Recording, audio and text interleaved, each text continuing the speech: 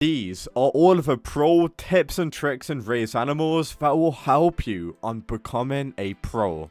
Let's get stuck right in. Do you want to get yourself game passes, animals, whatever you want? Like and subscribe to my channel. In today's video, I'm giving away game passes, Robux, animals, whatever you want. Like, subscribe, comment what you want down in the comments below, and I will give it to you. All as long as you like and subscribe to my channel. Anyway, let's get stuck right in by showing you all of the tips and tricks so that you can become a pro player in raised animals. Starting with the first tip, if you make your way to the index, if there's a specific animal what you are after, if you make your way to the index and click on an animal, it will tell you how to catch the animal, and it will also showcase the animal for you. Let's say I want the golden lion. When riding a lion, you gotta eat 3 of the lions and then the golden lion will spawn. So depending on what animal you want to get, it will tell you if you want to get the whale shark. In a single run, ride every ocean animal, the seal, jellyfish, turtle, crab, whale, shark, orca. And yeah, I mean, if you go to the index, if there's a specific animal what you want, such as the phoenix, whatever animal you want, it will literally tell you. Not only that it will showcase the animal that you want, it will also provide a little bit of a guide on how you can actually go ahead and get it. A lot of you don't know, but whenever you go to your farm, your animal does more than likely have a passive. So if I go ahead and play with my spider, you can see that there's always going to be a certain passive. Most animals actually have passives, and a lot of you don't know what passive your animal does do. So as you can see, we actually got a passive cooldown for the spider. So every single 10 seconds, the spider will dash forward, as you can see, a little bit like this. Don't mind me, I'm just going to go ahead and get this lion, and if I actually eat the lion in front of me, I could potentially get the golden lion. However, I'm not going to risk it. The chance of a lion spawning is incredibly rare. You can see that the ghost will also have a passive. However, the passive of a ghost does do this. Like, I don't even know what the passive is. Like, what did that even do? So you might be wondering, how do I figure out the passives of each animal? Well, let me go ahead and show you. If you want to figure out the passive of each animal, go to the index, and then you can actually go ahead and click on an animal what you've obviously unlocked.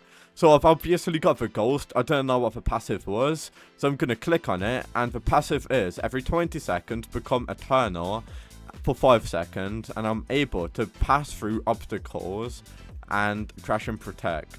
So now I know the passive of a ghost. If I never read that, I wouldn't have ever known what it does do. The tarantula will leap forward every 15 seconds and gain 1 second crash protect. See, I never knew that. So make sure you go to the index and read the passives of your animals.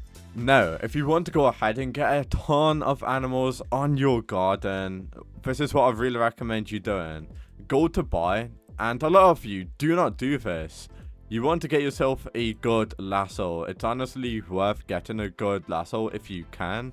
So lassos in the game are going to be incredibly important. Depending on what lasso you get, the more power and more range you'll get. So if you don't know what power is how far you fling yourself off the animal to the other animal. Range is going to be the radius of the lasso. So that is pretty much what power and range does do. And believe it or not, the lasso is going to be very important for getting a ton of animals and getting animals quickly.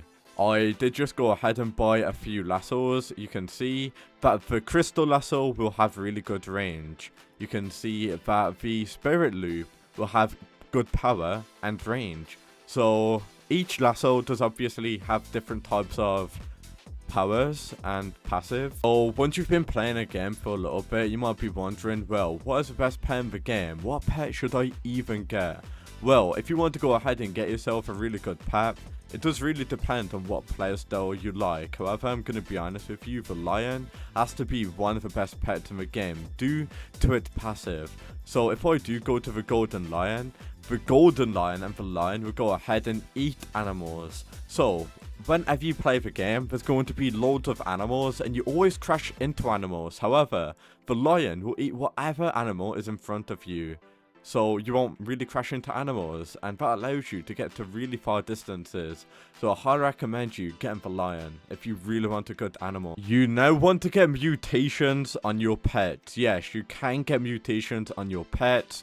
Mutations will give you value multipliers, maybe like a 3 times multiplier, a 10 times multiplier. These are all of the weathers. Pause on a weather and it will show the mutation chance when a specific weather does happen, the mutation bonus and multiplier. So weathers do randomly happen. Whenever you are in a weather, you can tell if you're in a weather by looking at the bottom right of your screen. Let's say that a weather does happen. There's a chance that you get a mutation on your pet, and the value, once you do get a mutation on your pet, will be increased by a certain amount, as you can see.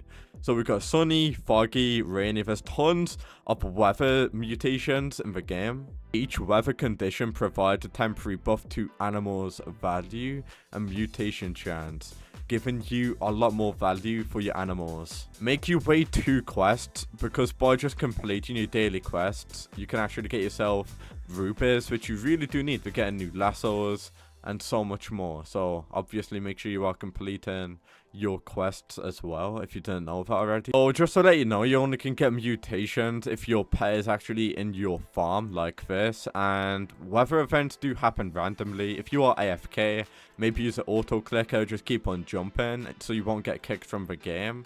You then will be able to stack mutations on your animals, allowing you to get a lot of money. So there's going to be multiple currencies inside of raised animals. You can see that one of the currencies is actually going to go ahead and be coral. In order for you to get coral, you need to wait for a jellyfish weather event to occur. You then want to let your animal to get the jellyfish mutation from it.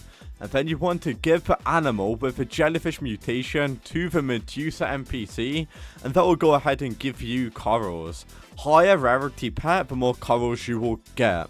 And if you want to know what the chances of you getting corals during the jellyfish weather, the chances of you getting the jellyfish mutation whenever the jellyfish weather does happen, there's actually going to be a 10% mutation chance, so just make sure that your pets are on your garden.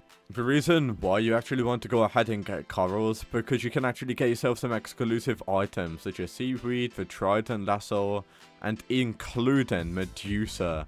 So you can get yourself some pretty good animals. As you can see, this is a showcase of Medusa. Pretty cool, not gonna lie. If you want a little bit of a boost, I'm gonna show you the code Halloween, the 150M visit code, and the 3 corals code.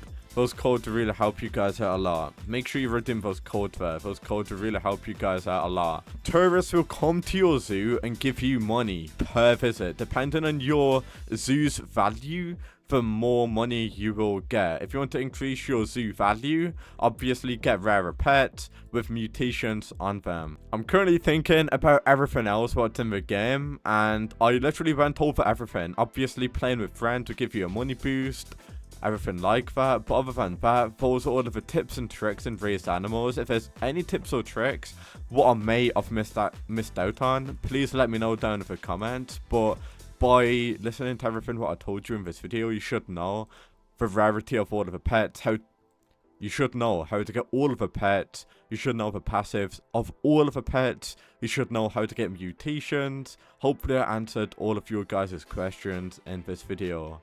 So before I do end the video, obviously make sure you like and subscribe to my channel. Anyway, thank you so much for watching, and I'll now see you all in the very next video. Peace out.